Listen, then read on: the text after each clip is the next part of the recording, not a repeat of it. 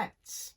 The most common pets are cats and dogs, I feel, but then you can also get pets like tortoises. Now, tortoises can range in sizes from small to extremely big, and they're very slow, and all they just eat is lettuce and vegetables, so they're kind of an easy pet to look after. It's very hard to lose one, but that's what one person did.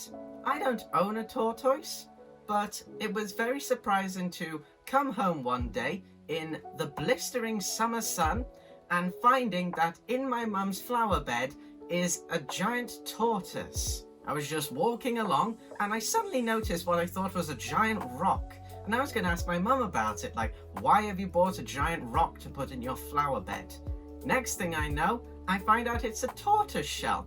And I just shout at my mum, "There's a tortoise in your garden." She comes over to me and she's in disbelief because she's not believing that there's actually a tortoise. But when she looks down and sees it, there is. So what does she do? Well, she quickly unlocks the house and we take the tortoise in. We put him in the kitchen and, well, he was just strolling about for a bit. Not a care in the world.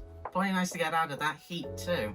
We ended up feeding him a bit of lettuce and my mum took a few photos and put it on Facebook to see if anyone in our neighbourhood had lost a tortoise. We did know one of my friends owned a tortoise, but I knew it wasn't his because this tortoise was a lot bigger than his tortoise. So we ended up just going around the houses. We put the tortoise in a giant washing up basket and, well, my mum just carried him and we went to people's houses around the neighbourhood just asking, "Have you lost a tortoise? Is this your tortoise?"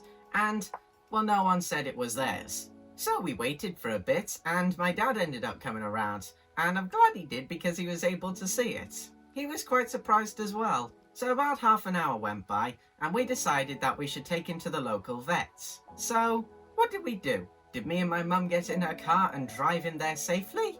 No, we went on my dad's motorbike.